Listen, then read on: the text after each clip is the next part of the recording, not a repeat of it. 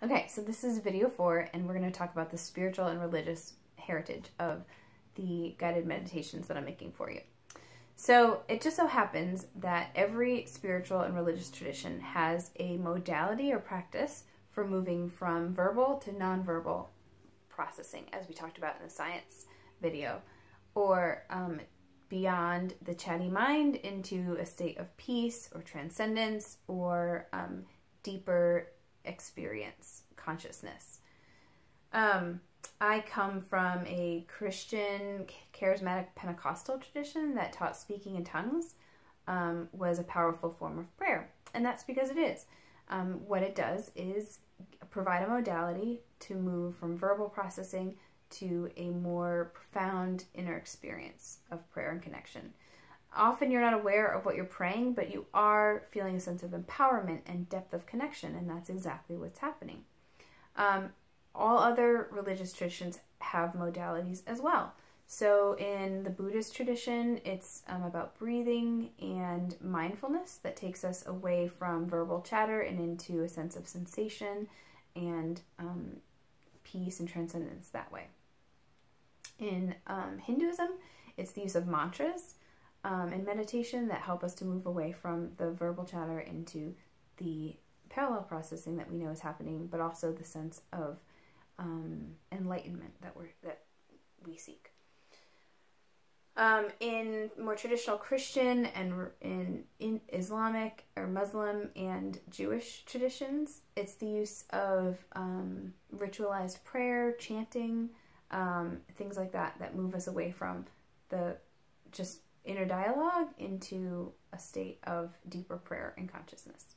So every tradition has these modalities, and also it's not just religious and spiritual traditions, right? So nature lovers and artists and athletes all have modalities or an appreciation of moving from the chatty brain into a sense of awe and wonder and connection and transcendence.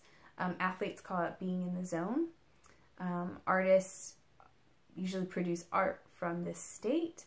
And I also want to talk about mystics. So I am a mystic, and mystic tradition is, and this is not something I sought to be, I just discovered that's what I was. But mystics tend to be those who come from a religious tradition, but they value the inner connection and the deep prayer or deep practice over dogma.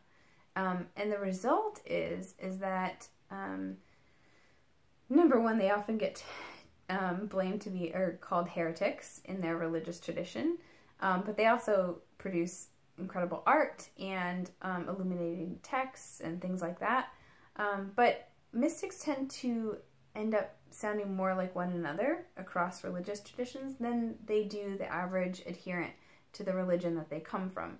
And that's because they have a very loose hold on dogma, and they have a deep commitment to depth of contemplation and connection with the higher power, their creator. So that is something that I definitely bring to this guided meditation library. It's a sense that it doesn't matter what your beliefs are, you can access whether it's the parallel processing, the wealth of information and the reservoir of knowledge within you, as well as the connection that's not defined by a dogma, but the connection of love and to your creator, the dialogue with your creator. So that's a little bit of the background. The fact is, when it comes to beliefs, most humans don't know what they believe. So, especially the ones that'll tell you exactly what they believe. The truth is that it's very normal for us to be able to articulate what we believe, and yet to have a set of practices and life actions that bear out a very different set of beliefs, and to be totally disconnected from that experience. So what I mean is, I was raised in this pretty devout Christian tradition, and we believed that God was love and that Jesus was the victorious example of God's conquering love. Wonderful all-powerful, omniscient, ever-present love, right? And our lives were to be dedicated to spreading this good news of God's love. And yet, the fact was we lived in a state of fear, afraid of being contaminated by evil around us, and severely limited in our actions because of possibility of being tempted or contaminated in some way. And I don't say this to be critical, but just to say that it's very normal to have very clearly articulated beliefs and yet to live in a way that does not bear those beliefs out, and therefore to be completely out of touch with what our deeper beliefs really are. And so that's why my emphasis is not on beliefs at all, but of helping you to find inner congruence between what you believe and actually what your life is bearing out. And that happens as we cultivate going beyond the verbal mind into the deeper experience of what we're actually already experiencing, and the parallel processing or the transcendence that it comes from connection. I hope that makes sense to you.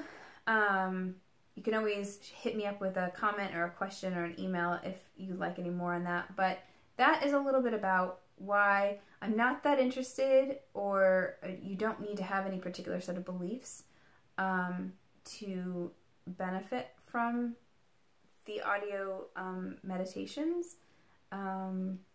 But they are a modality for moving from that chatty mind that you live in to the peace and connection and the reservoir of insight and inspiration that's available to you free of charge every day. So thanks for watching. In the next video, I'm going to just talk a little bit about the practicalities of the audio library, and that will be our intro course. So thanks for watching, and I hope you will join me on the last video.